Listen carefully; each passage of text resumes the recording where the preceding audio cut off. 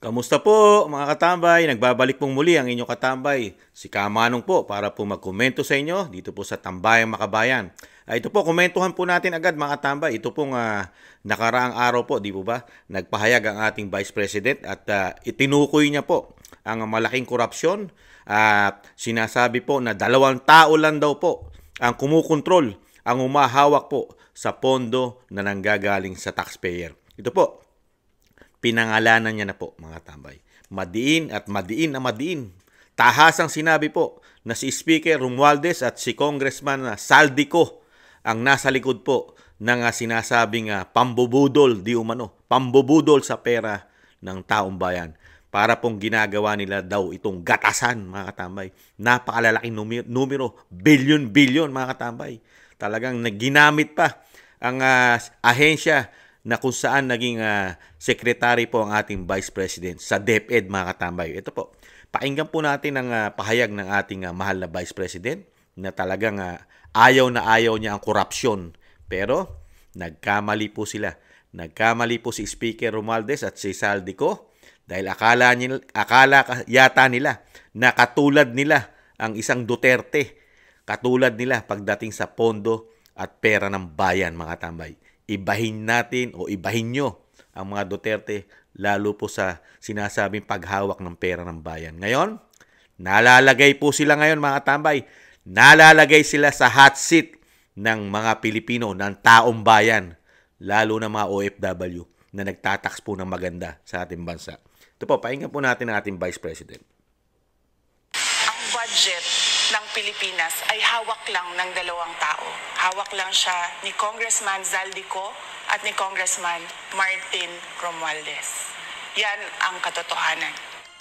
2 tao lang umano ang nagpapasya ng alokasyon ng national budget ng Pilipinas.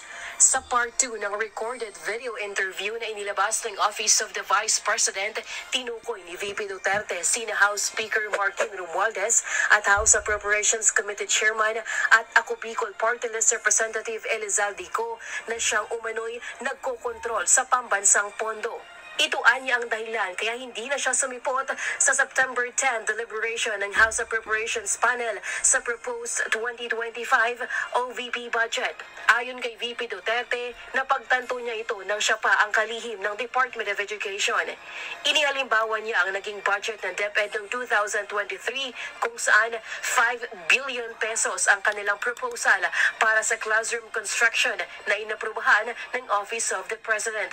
Ngunit nang lumabas umano ang General Appropriations Act ay tumaas ang nasabing pondo sa 15 billion pesos. Sinabi rin niyang may ilang kongresista na nanghingi umano ng parte sa naturang pondo, ngunit hindi niya ito pinangalanan.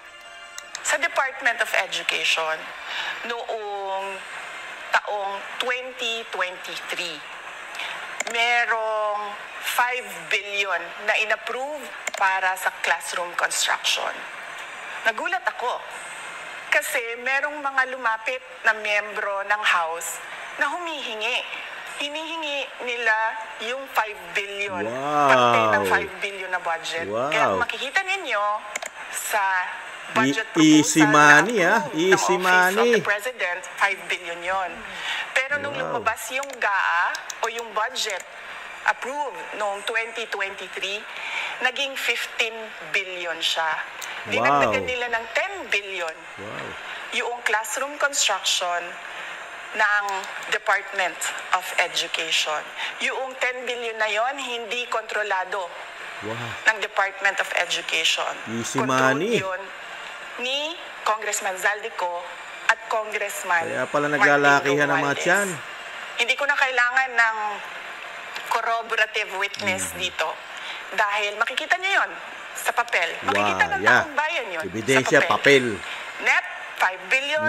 Lumabas ang budget approved, 15 billion. Gayon din anya ang nangyari sa 2024 budget ng DepEd. Ayon kay VP Sara, nasa 19 billion pesos ang Putulin natin. Kaya pala siya tinitira sa kamera noong nakaraang budget hearing, di ba? Tinitira siya doon sa budget po ng DepEd nung siya ang nakaupo na sobrang dami raw ang pondo ng DepEd sa panahon ni VP Sara. At hinahanap po yung pondo na napakalaki na yung paggastos naman doon po ng opisina ng DepEd Secretary BP Sara, alangan daw puro sa numero na napakalaki ng budget. Yung pala, ang totoo pala, hindi niya pala kontrolado yung sobrang nilagay doon. Di po ba? Isa rin po pala itong diskarte para political sa tingin ni Kamanong. Isa po itong diskarte nila para po doon sa demolition job. Tatamnan mo ng malalaking pera, komento ni Kamanong, lalagyan mo ng malalaking pondo, tapos pag-aari mo naman yon. Hindi naman yun saklaw nung budget ng DepEd. Tapos yun kukunin nyo na parang inyo na, ganon. Easy money. Talagang masasabi nga ng mga Pilipino, puro kayo buhaya pala. Puro buhaya, mga tambay. Talagang ito pong investigasyon nila, talagang sinisirang-sira ang DepEd Secretary natin na si Vice President noong mga panahon na yon. Yung pala, tama. Dapat, tama-tama, inilabas ni BP Sara itong kanyang pahayag at pasabog na ito'y kumpleto, detalyado. May dokumento ito na galing yung proposed budget niya, inaprubahan sa Office of the President, mga tambay. Kaya nasa hot seat po ngayon ang mga buhaya, mga tambay. Ang mga buhaya ngayon, nalalantad po ang mga buhaya, mga tambay. Ituloy po natin. Ang pondo ng Office of the President para sa classroom construction. Ngunit sa bersyon ng House Appropriations Bill ay naging 24 billion pesos o ano ang allocated budget. May isinama pa anyang listahan kung saan sa ang lugar itatayo ang mga classroom. Grabe mga tambay, yung 2023, yung 5 billion naging 15 billion.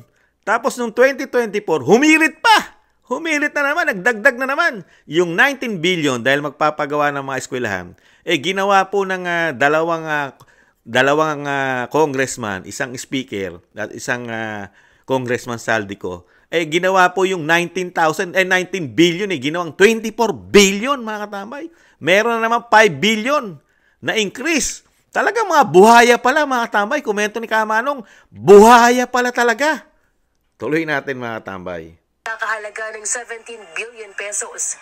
Giit ni VP Sara, hindi sa DepEd nang galing ang listahan at sinubukan nila itong ihayag sa deliberasyon ng Senado. Kaya nga kung makikita ninyo sa interpellation ng isang senador doon sa budget hearing sa Senate, tinanong niya diretso, galing ba sa DepEd ang listahan ng 17 billion? Galing ba sa DepEd ang listahan na inattach doon sa House version? Sinabi namin hindi. Grabe. Hindi galing sa amin yan. On record yun. May papel, may Makikita papeles. nyo sa mga videos. Balikan nyo yung mga videos. Makikita nyo. Gayunman, wala umanong nangyari kahit in-erase nila ang issue dahil kasama pa rin ang nasabing listahan at ang lumubong pondo ng talakayin ito sa Bicameral Conference Committee ng Kongreso. Tapos dumating ang BICAM, walang nangyari dahil ang nasusunod doon ay si Congressman Zaldico at si Congressman Martin Romualdez. Makapangyarihan ha. Sobra pagdating sa pera, makapangyarihan. Na ginawang listahan ni Co at ni Romualdez. Wow. In fact, balik lang ako konti sa'yo ha. Kahit yung mga congressman, nakikita nila yung problema ng ginawa nila na pag-attach ng listahan sa budget. Kasi doon sa basic education hearing noong May 2024 ng House of Representatives, merong isang congressman nagreklamo, bakit ang tagal ng nagreklamo pa mga buhaya. Classroom construction, bakit ang tagal? Sabi nung USEC ng DepEd, kasi may pabago-bago sa listahan ng DPWH dahil hindi kami ang gumawa ng listahan. Ayon kay VP Sara, ang pagkuha ng ilang mambabatas sa budget ng DepEd ang isa sa dahilan kaya siya nagbitiw bilang kalihim ng DepEd noong buwan ng Hunyo. So dagdag ko lang yan doon sa confirmation na kinuha nila yung budget ng DepEd at isa yan sa mga rason kung bakit ako nag-resign sa Department of Education. Hindi na ako papayag na sa susunod na taon, ganyan pa rin ang gawin nila at ako yung mananagot sa ginagawa nila. Kaya yan yung sinasabi ko, bakit pa tayo mag-question and answer dito para atakihin niyo ako? Ang masusunod lang naman sa budget, 2 tao lang.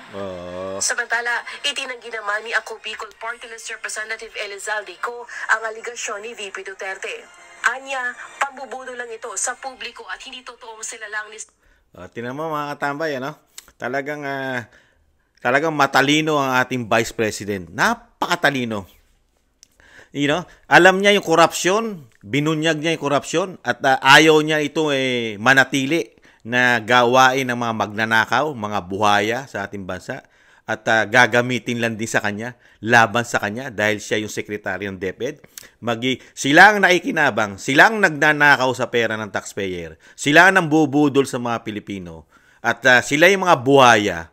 Pero sa bandang dulo, ang magiging masama, lalo pagka dumating na yung budget hearing, katulad po ng ginagawa ngayon sa Kamara, ginigisa po ang opisina ng Office of the Vice President.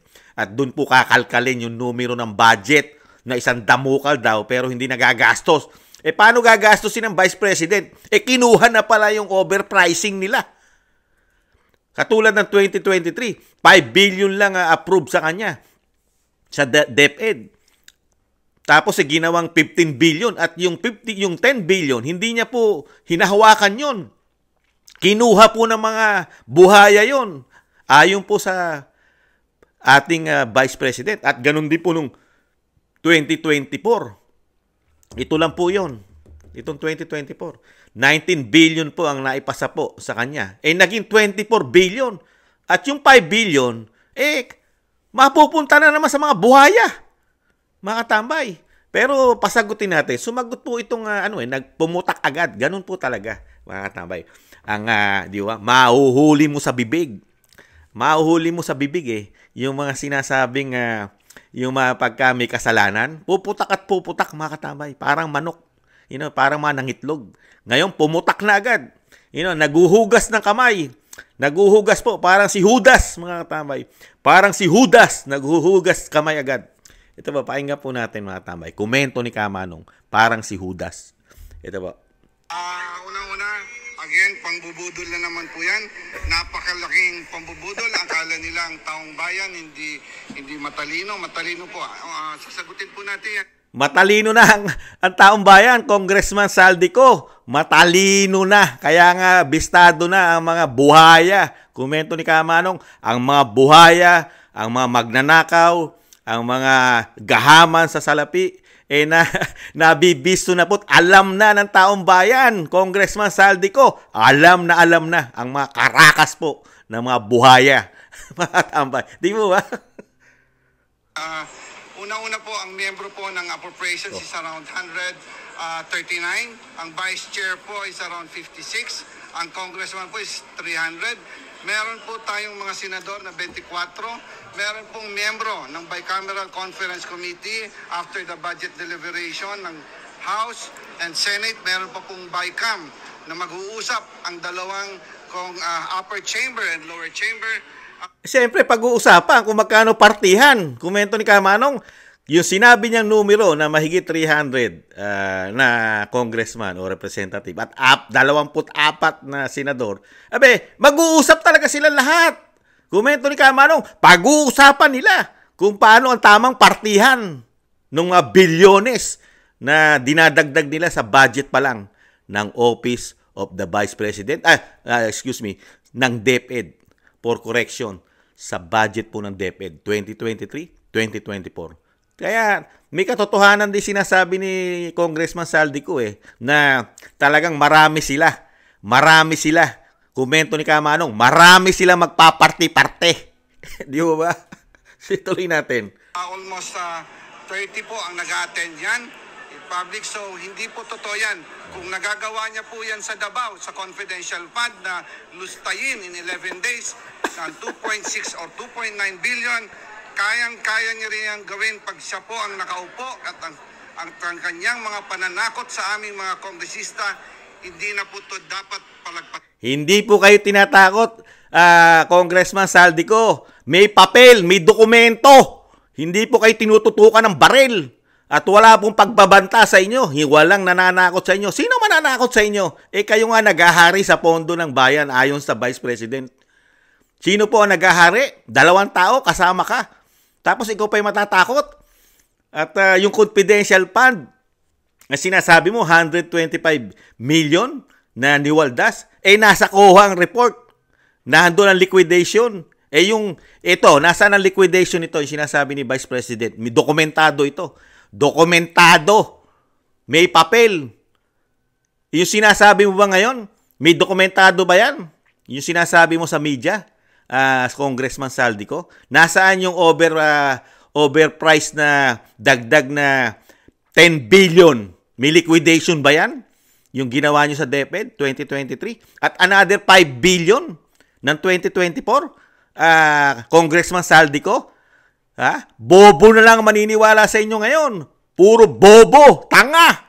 Komento ni Kamanong, ang maniniwala po dito po sa mga hindi buhaya, mga hindi magnanakaw, ang mga ito, mga tambay. Kaya naglalakihan ng mga tiyan, mga bulsa, dahil hindi po sila buhaya at hindi po sila magnanakaw sa pera ng bayan. Ituloy po natin, mga katambay. Yun lang po, mamaya prepare kami ng mag-meeting ho kami ng APRO, we will have a more detail for this answer. Magmi-meeting pa pala para merong script, mga katambay. Komento ni Kamanong, lalagyan na script. Dahil sanay po ang kamera, komento ni Kamanong, na merong script. Isa lang po ang magsasalita at lahat po ng interview, kahit ilan po sila, pare-parehas po ng sagot. Dahil scripted. Gagawa po na script yan para po maging panlaban po, panangga. Dahil nga yung binigay na pasabog ay katotohanan at may katotohanan talaga. Naniniwala si Kamanong na 100% na totoo ang sinabi ng Vice President dito sa napakalaking korupsyon sa bansa ng bagong Pilipinas. Pag-upo pa lang nila, napakalalaking pera na ang sinasabing dinadagdag nila, overpricing o sinasabing bonus. Meron agad silang kinukuhang bonus sa mga taxpayer, mga katambay. Kaya yan, hindi lang po sa DepEd nangyayari yan, mga katambay. Komento ni Kamanong, yung binunyag ni BP Sara, hindi lang po sa DepEd yan. Komento ni Kamanong, sa lahat ng ahensya na pinopondohan ng gobyerno at ng taong bayan. Di ba? Lalong-lalo na ang DSWD. DSWD, mga katambay. Napakalaki po ng pondo dyan. Billion, mga katambay. Di po ba? Ang DPWH, mga katambay, napansin nyo ba? Yung billion na flood control na wala pala halos nagawa. Ganito rin po nangyayari yon. Ganito ang nangyayari doon. Komento ni Kamanong, parehas na parehas sa ginawa sa DepEd nung panahon ni Vice President Sara Duterte na siya ay sekretary. Ganun po. Sobra-sobra. Kaya yung sinasabi po na 1 billion mahigit sa DPWH, sa flood control, ganito po yun. Ganito. Ganito. Yung pera, may kumukuhang mga buhaya, mga tambay, mga buhaya, mga sakim, mga magnanakaw. Kaya tama-tama yung sinabi ni Vice President dito po sa kanyang sinamahan. Kaya nga po yung bagong Pilipinas, ichinapuera niya dahil nga sa paningin niya ay puro tae.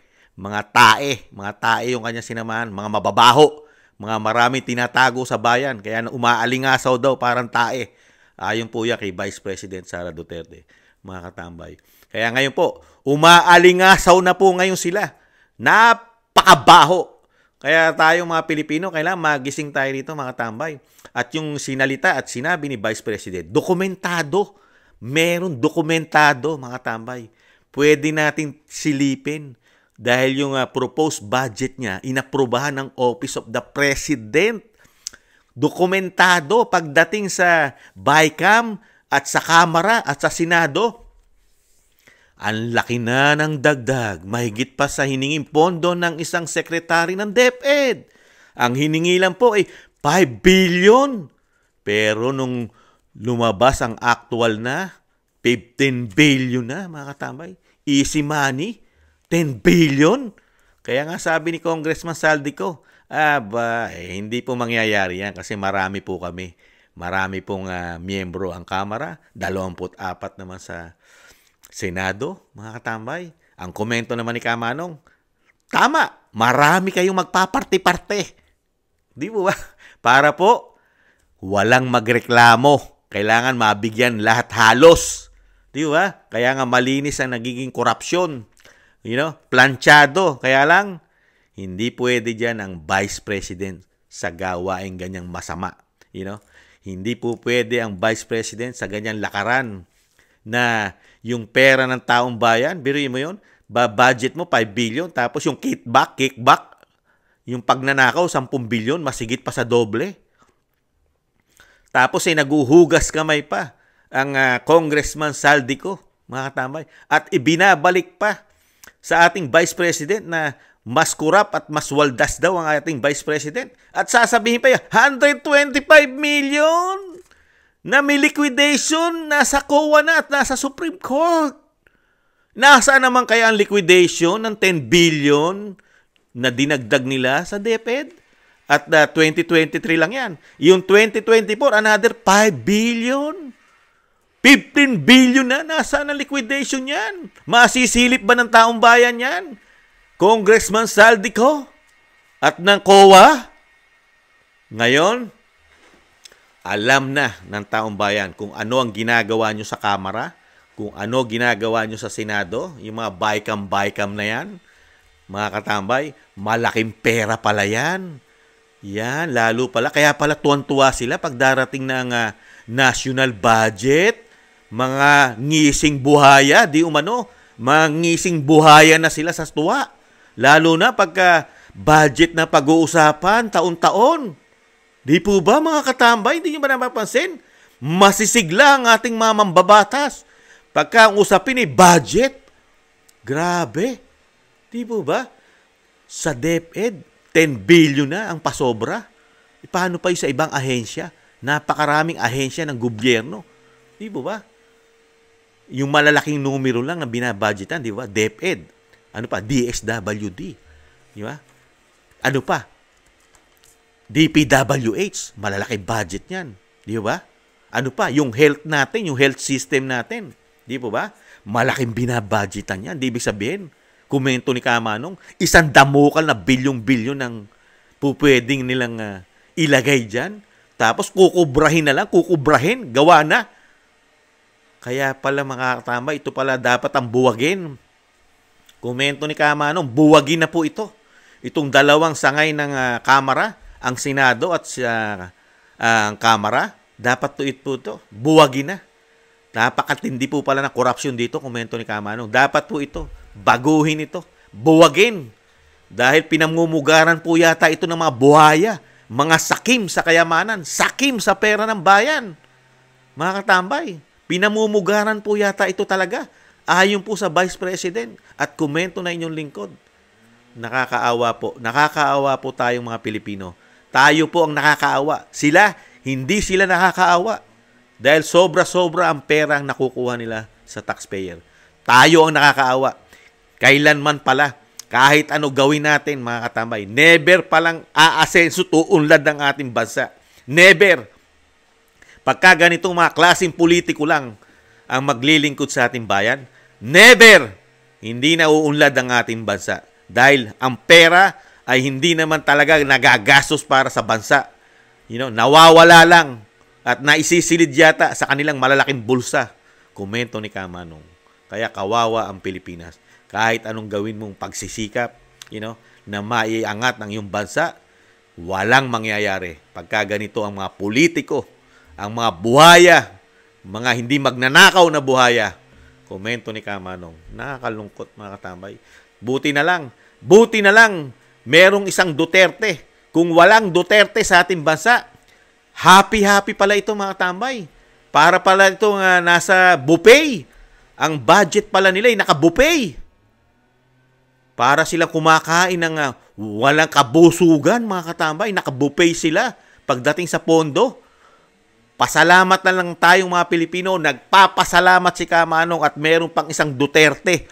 Kung nawala na ang mga Duterte sa nasyonal, katulad ng Vice President, sino pa ang magbubunyag nito? Sino pa ang maglalakas loob na expose ito sa mga Pilipino? Yung pinaggagawa ng Kamara at ng Senado at itong dalawang ito na kapita-pitaga na hindi mga buhaya at hindi mga gahaman sa pera ng bayan. Itong dalawa, yung si Speaker Romualdez at si Congressman Saldico, mga hindi buhaya ito, mga hindi magnanakaw ito, mga tambay. At hindi sakim sa pera ng bayan itong dalawang ito. Pagka si Vice President na magsasalita, dokumentado. Ano po masasabi niyo mga katambay? Si Kamanong, naaawa sa sarili ko, naaawa ko sa mga kababayan kong Pilipino, lalo sa mga OFW na talagang ginagatasan at inuobliga na magbigay ng taxes. Tapos mababalitaan mo lang yung naglilingkod sa'yo kuno na sinasabing maglilingkod at pauunlarin ng bansa. Pagyayamanin ng mga bansa, ang ating bansa pagyayamanin at iaayos ang bansa sa kahirapan. Sila ang tugon sa kahirapan at kawalan ng trabaho. Yung pala, tugon pala sila. Para nakawang ka lang, doon sila tutugon sa sobrang pagnanakaw at yung pag-iimbot sa pera ng bayan, mga katambay. Nakakahiya lang po. Nakakahiya. Pinalalamon mo sa pamilya mo, sa kalahi-lahian mo. Puro galing sa nakaw. Komento ni Kamanong, galing sa nakaw. Mga katambay, pera ng bayan, easy money, billion-billion, ang pinaghahati-hatian yata nila. Buti na lang. Salamat at merong BP Sara Duterte sa ating bansa. Ngayon, sana pag nanalo at naupong presidente ang ating Vice President, unahin po sanang buwagin ito at iayos muli. Buwagin hanggat maaari, tanggalin po ito at iayos ulit. Kailangan dito maiayos. Kailangan dito, kung hindi man ito mabuwag at matanggal, dapat dito'y gawing maayos ang batas. May liquidation lahat ng mga pondo nito, mga katambay. At kailangan po, lahat ng proyekto nito may resibo na. May resibo. At kailangan po, pati po ang COA. At ang COA po kasi nahahawakan sa ilong, mga katambay. Sa totoo lang, komento ni Kamanong, ang COA, nahahawakan sa ilong ng mga mambabatas dahil sa kanila nang gagaling ang pondo. Kaya, kontrolado rin ang COA. Komento ni Kamanong, kontrolado ang COA, mga katambay. Kaya kailangan po dito, yung COA, hindi dapat, kung si Kamanong, komento ko, dapat ang pondo ng COA manggagaling po, hindi sa Kamara, hindi sa Senado. Dapat po maggumawa tayo ng batas na automatic po, ang budget ng COA nakaseparate na hindi na dapat busisiin at i-question pa ng mga buhaya di umano sa Kamara, mga katambay. Dahil nga, nahahawakan po ito. Nagkakaroon po ng biases. Dahil nga, pagka kinontra mo sila, wala kang budget, babawasan ang budget mo. Ganyan ang mangyayari. Muli po, si Katambay Manong po, mga katambay. Maraming salamat po. At maraming salamat po kay Vice President Sara Duterte sa kanyang ginawang pagbunyag sa mga buhaya at sakim sa pera at sa kapangyarihan. Maraming salamat po, Vice President. At syempre po, maraming salamat po sa mga gusto po ng ating malit na channel, Tambayang Makabayan. Komento po na inyong lingkod. At sa mga nagla-like, share, subscribe. At sa mga nagko-comment. Ingatan nawa po tayo, mga katambay. Tiis-tiis lang po. Darating po ang Agila ng Mindanao para ayusin po muli ang ating bansa. Paalam. Bye-bye.